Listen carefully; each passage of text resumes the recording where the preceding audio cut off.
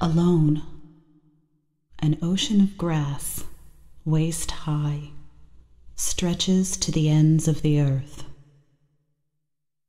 All lays open of things not made by human hands. A distant rumble moves like a massive animated specter, gliding across the earth, then as quickly is gone, leaving only grass and wind and silence upon this great plain.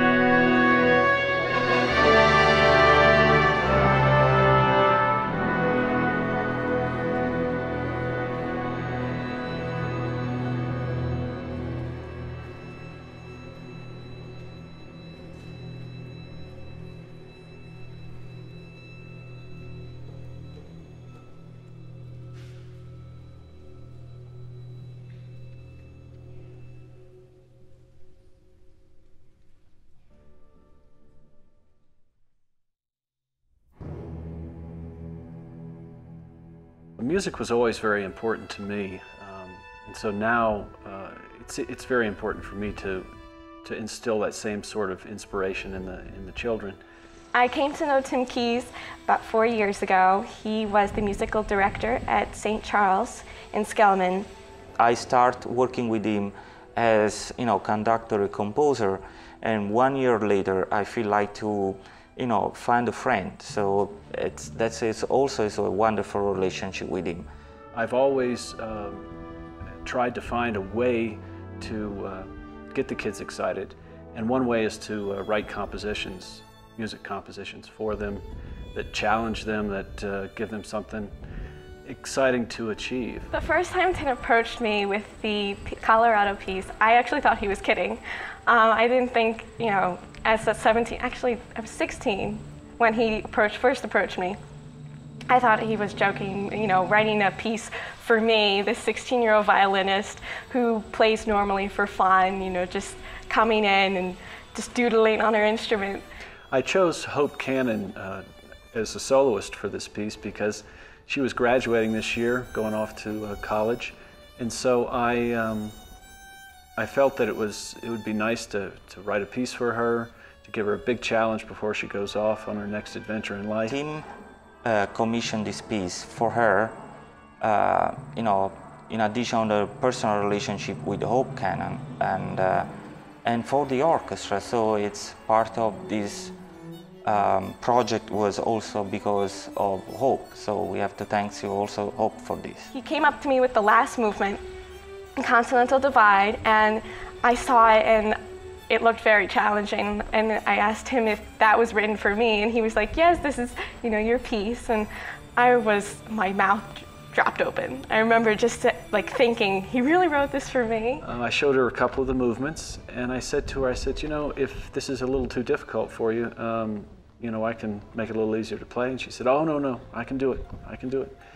And so I wrote a little harder, and she said, no, I can do it. So I wrote a little harder, and she said, I can do it.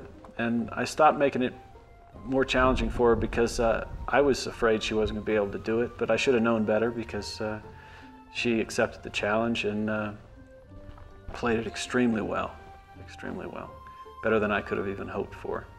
And after a couple of weeks, he kept on giving me different movements and asking me how I felt about it. And I was just thinking to myself, wow, this guy's really writing this. Hope is, I remember her when I auditioned 4 years ago. Hope is one student that, she came in the orchestra when she was in ninth grade and left when she was 12. So she has actually the entire cycle. And I remember I just moved in. I was also moving as a music director, so we were both new. Master Raucci is a very demanding director. I've been playing with a lot of different orchestras in my musical career, and he was the most dramatic of all of them. I mean, he comes from Italy, so his English is a little bit broken, so a lot of times he might start talking in Italian and you have to remind him that we have no idea what he's talking about. So I remember her, she was very pleasant young lady, and she was very talented. So she grew year after year. The first year on the last chair, and as I improved, I finally got to the first chair. It's always nice and sometimes also painful. I don't think that the students, they know when you spend so many years with some person and then they leave, they are gone. They do their own career, their own life. And but you have the privilege to work with this person for a while. The one thing I always enjoy about working with the kids in an organization like the Greater Princeton Youth Orchestra is that they're not there for a grade, they're not there to be tested, they're there to learn and to enjoy the great masterworks. And hopefully, one day they, we remember what they get out from the GPYO, which is very important. They enjoy music, they love playing, and this is a great opportunity for them to perform with a number of great other young musicians.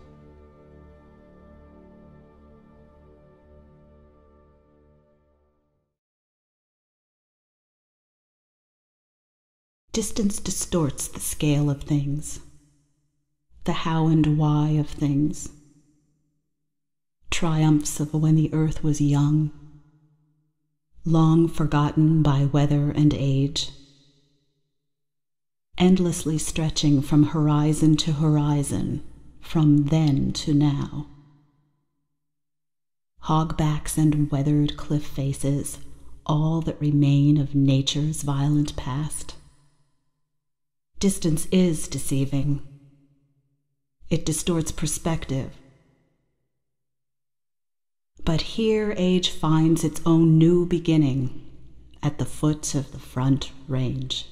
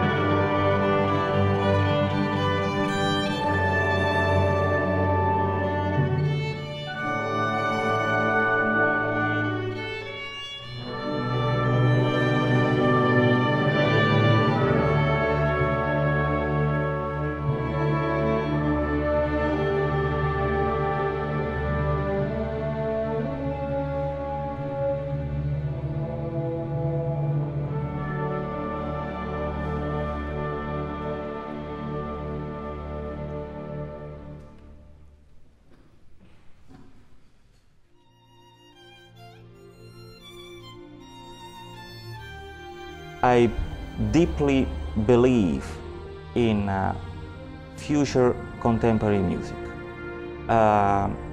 Otherwise, the world is going to stop with Beethoven, Tchaikovsky, and that's it. And you know, we have so many composers, and they are talented composers. Colorado afforded me an opportunity to challenge one of my good students, Hope Cannon, a violinist, to create a piece that would challenge her, would excite her, and in turn would give me the opportunity to write something for both her and a group of other musicians, the Greater Princeton Youth Orchestra. We're dealing with a youth orchestra, which is not a professional orchestra, so it's twice awkward. So you're dealing with, first of all, you have to face this new experience with the audience. Second of all, with the students, they are not used to play all the time contemporary music. We really get a chance to shape the piece with a new composer that these kids haven't heard before. And with the maestro taking his form of the piece, and you have the composer coming in and helping you with the piece. Imagine for a moment, for the students, for the orchestra, to perform a world premiere in the presence of the composer. It's educational-wise is fantastic. Well, I think most performers, at least young performers, they want to play something that they've heard before, because there's an insecurity when you're a young musician that you want to play your best, and if you've heard the piece before, you know how is it supposed to sound. So when a new piece comes along, a modern piece comes along, you have no idea, what it's supposed to sound like. The tones are, not all the time adjacent, and you're not sure if this is the right sound that the composer wants. I mean, when teams go to the student, say, I would like to have this passage in this way instead of the other one, there is no comments because he's the composer. I mean, he's the one who wrote the music. It really enables the player to shape the piece that they want it to sound like. When you're dealing with Tchaikovsky, Beethoven, you have traditional interpretation, but who knows what Beethoven used to perform? Tchaikovsky was used like to do. In this case, we have the composer. And the first time we played Colorado, this modern piece that was never heard before, the kids, I know, took a step back and try to think, how is this going to sound? So give the opportunity to the students to play new musical language. Meet with the composer.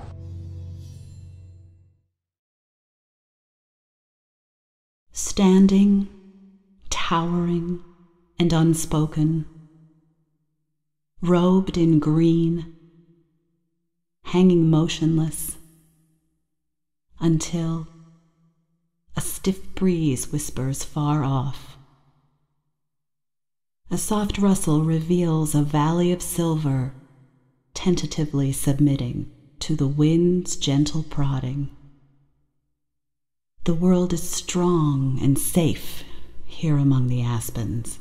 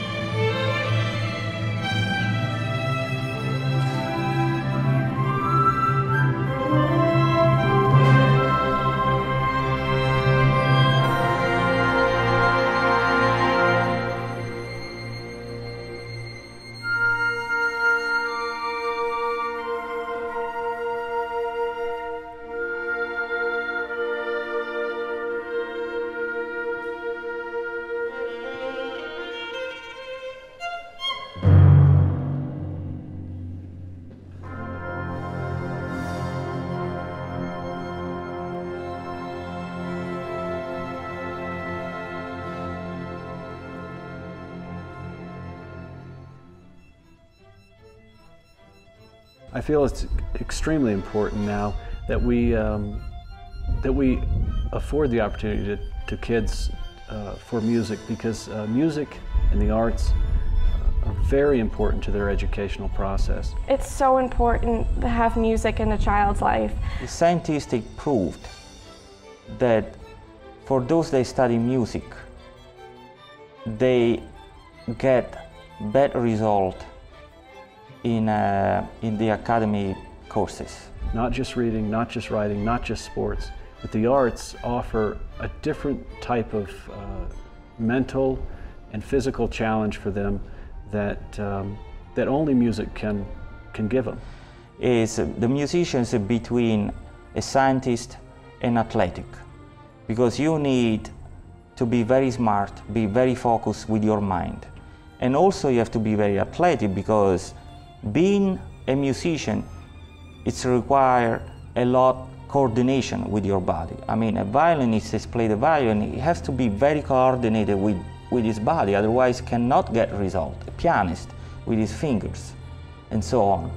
Well, it's always interesting how I see different musicians start at different ages. I mean, I started when I was 5, and I've seen other fantastic musicians start when they were 10. So you have the third component, so you have a scientist, you have an athlete, and then you have the third component, the one of the artist. So you have to put your own feeling.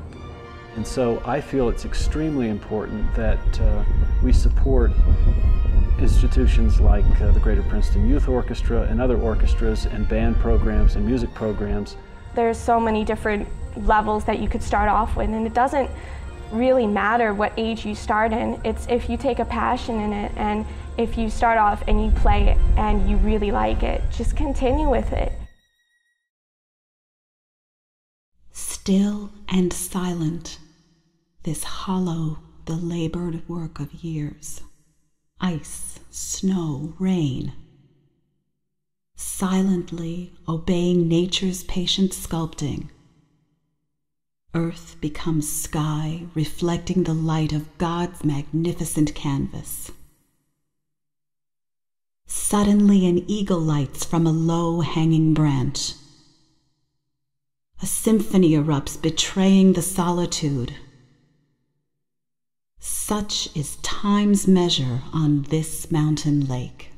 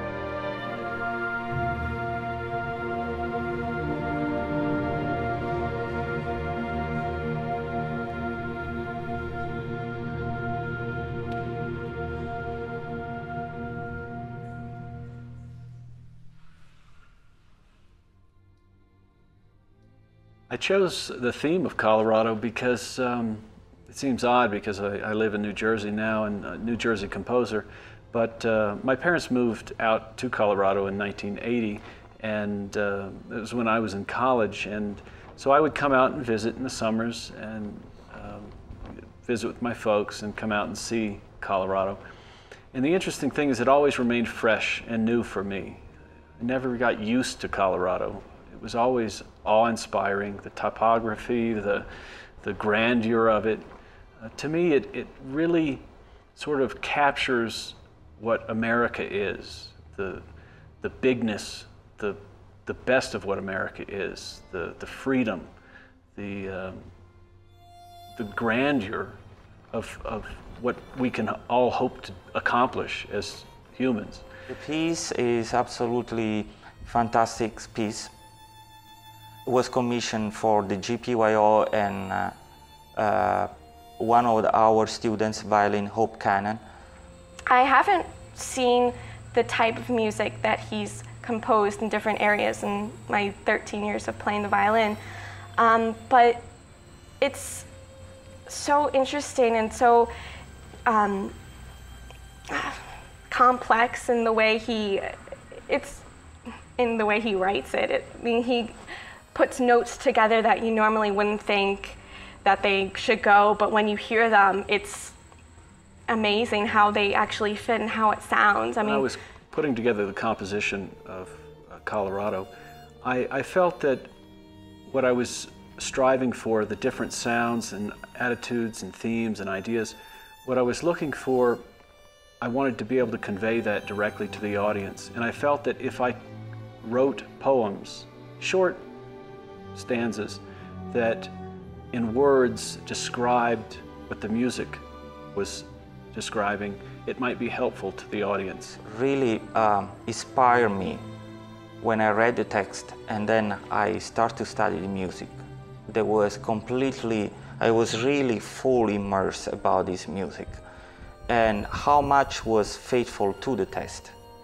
He writes different movements and different pieces that just make your jaw open and just makes you take time and actually to listen to the piece. From a musical point of view, I thought there is so many artistic solution used in terms of orchestrated a piece. The violin represents man and the orchestra represents nature. And so in the beginning of the Great Plain, the violin begins alone. And then the orchestra slowly surrounds the violin, engulfing it till there is no more violin. The interaction between the solo and the orchestra, they were fabulous. I mean, the way he treated the orchestra, the orchestration, I really like it.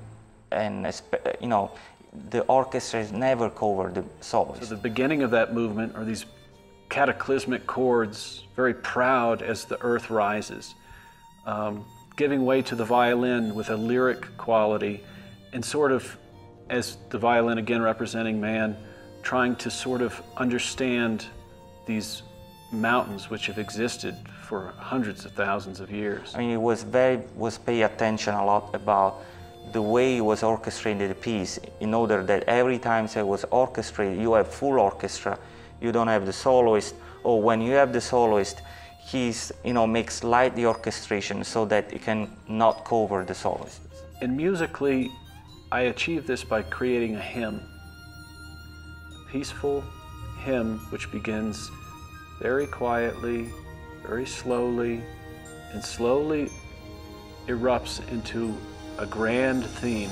From a conductor, a musician, I could see through his music.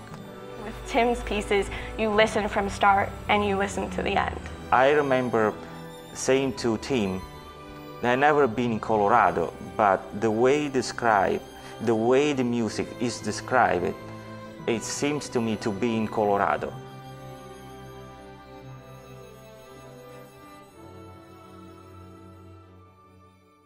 The grand chorale of God's hymn towers snow-capped and daunting as a child's first step. The air betrays. Breathing deeply does nothing to satiate an oxygen-starved soul. Atop the world all is small, on display the grandeur of creation, humanity but a single drop in the ocean of eternity. Here, nature lays its mantle greatly across the continental divide.